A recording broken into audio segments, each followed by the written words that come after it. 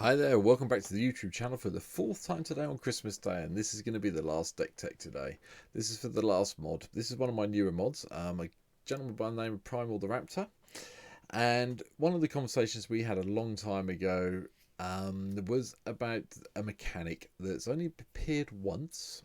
It was in quite a big block during lockdown, and we were trying to work out if it was doable or not. Now, I actually built this deck really quickly on the stream the other night, and I've decided that, you know what, I remembered about the conversation we had with Primal on the stream chat, and this is the deck that I've decided to build for them. So I'm just going to start off with going through the commander. The commander's here because it's got 5 colours in it. Rammus the Dragon Engine's here, literary artifact creature dragon, 6 mana, 4/4 flyer. Whenever you cast a spell, put a +1/+1 counter on Rammus for each of that spell's colours, and then remove 5 +1/+1 counters from Rammus. Add Wooburg twice, well, 2 lots of Wooburg basically, and you can only activate it once each turn. So, what am I talking about? Well, the mechanic I'm actually talking about is Mutate, and I've just clicked on Otrami the Ever Playful here. We talked about Mutate, and we wondered if it was doable in a commander format. Now, you could pick any other 5 colour deck you want, any other 5 colour commander you want of this, Sliver Queen springs to mind, so on and so forth. But I decided to go with Ramos just basically because we're casting all these spells with all these multiple colours in. We're going to be able to get some extra mana at some stage, I'm hoping. So, how are we going to do this? So, with Ramos, we have got basically every dual land I could fit into the deck. They're all here. I've also put in two forests, 2 islands, because they're the main bits of the mutate side of things, with some plains, a mountain, a couple of swamps, and that's it. But I've also included things like Gaia's Cradle in here, marsh flats to go and find lands, and whatever else I can basically find. I have literally got one of every tri-land that has cycle in the deck, including some of my more expensive lands on my MTGO account in Savannah and Scrubland, and anything else I could find to chuck in, like marsh flats, so on and so forth. Basically, this is not going to be a cheap deck for anyone to build an MTGO, and realistically it's not going to be a cheap deck to build in paper, but it was fun, and I did actually have fun playing on the stream last night, to the extent of which I'm going to try and work on it a little bit more. But as I record this, so I got this video up for Christmas Day for Primal, this is where we're at. So let's have a look at it. The ramp is really artifact based, so Arcane Signet, Charcoal Diamond, Fellwar Stone, one of all the diamonds, plus Chromatic Lantern is here. Sorry about that. My phone keeps buzzing in the background. So we've got lots of ramp. We've also then got all the 1-drop stuff. So we've got Brainstorm 2 and Visions for a bit of card draw, Elixir of Immortality to chuck things back in from the graveyard back into the library if things go pear-shaped. Mysterious Egg is an interesting creature. It is a creature, believe it or not, and looks like an artifact. It's just a colourless creature. And whenever this creature mutates, put a +1/+1 counter on it. So it's a really good target for your mutate stuff. Nearly as good as the Zaragoza Mamba is. Whenever this creature mutates, target creature an opponent controls gets -2/-2 to the end of the turn. If you start mutating this one, you're going to be chucking around -2/-2 quite rapidly. Anyway, likewise, Polywog Symbiote's really good. Each creature spell costs 1 less to cast if it has mutate, and that includes the mutate cost, which I found out last night. I didn't realise that when I was playing the deck, so I found that out last night, Primal, so that's pretty good. And whenever you cast a creature spell, if it has mutate, draw a card, then discard a card. Yeah, I'm happy with that. That's good. A little bit of control went in and counter spell and mana drain. A little bit more fixing with Farseek to go and find one of the tri-lands. Sylvan Shrine to go and find maybe Field of the Dead. 3 visits to go and find one of the tri-lands that got a forest type on it. Rampant Growth Spirals in as well, just so we can draw a card and put another land into play. And then the first mutate creature that's actually got mutate hits here. Regal Leosaur. I quite like this, and whenever this creature mutates, other creatures you control get +2/+1 until the end of turn. Yeah, okay then, let's pump my team up every time I mutate, and I'm mutating a lot in a turn. So the rest of the 2 drops is all mana, as we said. Fellwar Stones there as well. 3 drops, this is one of the expensive cards. There's obviously 2 really expensive cards in this deck. well, 3 actually. You've got Time Twister, I've got Wheel of Fortune and Gaia's Cradle. You can drop all 3 out if you're trying to build this in real life and just put some normal cards in. But like I said before, I have all these on MTGO, so they're here. Sea Dasher Octopus is a lovely card you can mutate, because whenever if you mutate it on a creature that's dealing damage, you get to draw a card. Don't do what I did. I started this, I went to 3 mana and played this and forgot this had flash entirely. You can flash mutate it onto a creature, so bear that in mind. Glowstone Recluse is nice because it's got reach, and when you mutate it, you get to put some +1/+1 counters on it, 2 of them, so it goes big really quickly. Necropanther returns all those creatures that have got 3 mana value or less from our graveyard to the battlefield. So everything, if we mutate it, so everything that's left down here, everything above here, all the creatures over here, and these ones over here, just come back if you get the Necropanther mutating. So it's worth saving this and doing this for 4 when you can. Loris Drake is nice because it comes back and it brings back things like our Farseek counter spells that we could have, so bear that in mind. That's why it's here. Tempting Gunnar, you want to do this at 5 just to get the mutate going, or mutate something onto it as soon as you can, so you get those beast tokens, because that also gives you another target for your mutate stuff. Void Rain, destroy something. Asban Charm, draw some cards, lose some life, or chuck some +1/+1s around. Legendary creature appears in Vadrock, Apex of Thunder. When it mutates, you may cast target non-creature card with mana value 3 or less from your graveyard without paying its mana cost.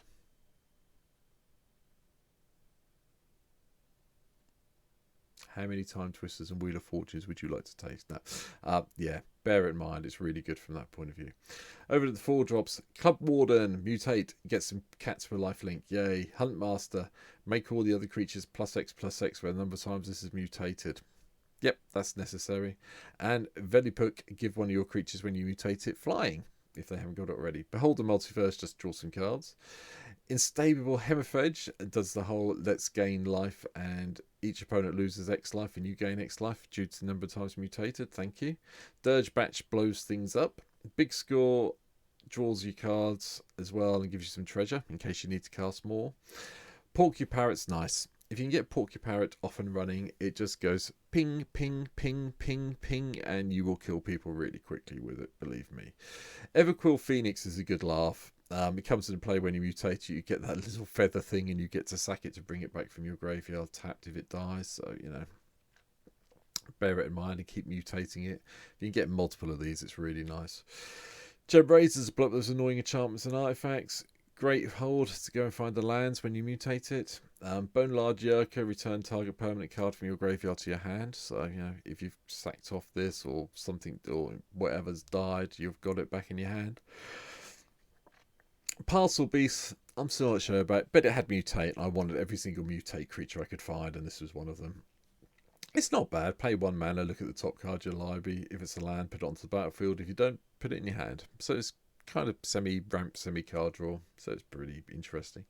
Snapdeck's Apex of the Hunt, double strike. When this creature mutates, it deals 4 damage to target creature or planeswalker, and you gain 4 life. So that's really cool. Mystic Olicorn mutates, gains 4 life. Dream Hedron mutates, draw a card. Bouncing Shore Shark, bounce something. Return target creature to an opponent controls to its hand. So, and it's also got flash, so it can be done at really good speed if you can. At 5 mana or mutating on something for 4. So bear that in mind. Sovereign Snatcher mutates, gain control of target non-creature artifacts. So go around and nick all of your opponent's wonderful, wonderful Soul Rings, Arcane Signets, Mana Crypts, whatever you want to nick, just go nick them. Cavern Whisperer as well. Blocks whenever this creature mutates, each opponent discards a card, so makes your creatures more likely to survive. Cloud Piercer, discard and draw. Auspicious Styrinx is the one you do want to mutate onto, though, or mutate itself, just so you can do the whole of the top library and get those things into play. Just speeds up how quickly you get there. Aluna, Apex of Wishes is nice. Exile tiles from the copy library into your exile and non-land permanent card. Put that card on the battlefield or into your hand. Thank you. Neckthrust brings everything back when you do the total power 10 or less. So thank you very much. And if you can mutate a couple of times onto this, it really is nice. Brokos Apex of Forever is nice because you can actually mutate this from the graveyard back into play.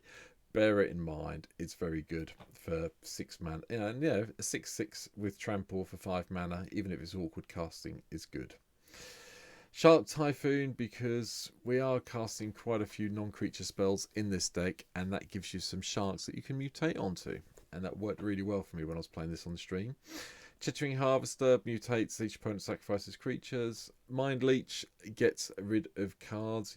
Whenever this creature mutates, exile top card of each opponent's library face down. You may look at and play those cards for as long as they remain exiled. And because you've got every single colour going in the deck, you're not going to have a problem casting them, I promise. Soul Tusk Demolisher. Whenever this creature mutates, destroy target non-creature permanent. Its controller gets a 3/3 beast. Yeah, that's fine. If I've got something that's really annoying me, like Bolas's Citadel, we'll quite happily swap it for a 3/3 beast token. This will block all day long. Likewise, Otterimine the Ever Playful, the one I started with. Whenever this creature deals combat damage to a player, return target creature card with mutate from your graveyard to your hand. So you've got a little loop going on. Archipelago is the 7 mana mutate one, and whenever this creature mutates, tap up to X target creatures, where X is the number of times this creature has mutated. Those creatures don't untap during their controller's next untap step. If you put this on something you've mutated a few times, you're going to tap down someone's entire team and upset them. And then finally, a bit like Elixir of Immortality, if there's something annoying, commit to Memories in, just so we can bounce it back to our hand. Well, bounce back to their hand the thing that's annoying us, or not to our hand. Target spell, non-land permanent, is into their owner's library second from the top. So you can save your own stuff, so that's quite nice. But the memory side of it to shuffle everything back in. It just seemed like a good plan to me. And that's it. That's my little mutate deck that Primal and I have been talking about for a while. I would love it if at some stage in the future we went back to Ikoria and we had a 5-colour legendary mutate creature just to be the tribal leader. But like I said, you can pick Ramos, you could pick Sliver Queen, you could pick any type of the slivers. Actually, some of the slivers may be better. Sliver Queen's quite good. I'll be honest. Hold on. Let's find all the slivers. Just take it all out. I mean, you could have Sliver Hive Lord, because all your slivers are indestructible. Sliver Queen's probably better because you can, create some slivers so you've got things to mutate onto. The first sliver, no, not so much for this deck. And Sliver Overlord, you really haven't got any way of making everything slivers in the deck, so it's a little bit pointless. But yeah, you could seriously look at the Sliver Queen for this deck if you wanted to, instead of having Ramos.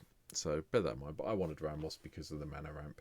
I just want to give some options. You've got plenty of other options of 5-colour creatures, I'm sure. But Ramos is the one that's the nicest for me because of the amount of mana we need to do to get all the mutate off. But that's it. I'll leave this one up as the goodbye card. So that's it. So Primal, happy Christmas. I hope you enjoyed this little deck tech for you. For everyone else, I hope you've hit the like button, you hit the subscribe button. You're going to leave me some comments on what I've missed out of the deck.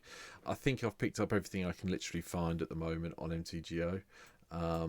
Because we have got the Ikoria Commander stuff, but it's really hard to pick up on MTGO, so hey. But if I have missed anything major, please let me know in the comments down below and I'll see if I can pick up and improve the deck. But it's good fun. So that's it for the videos for today, for Christmas Day. Today being the 25th of December 2022.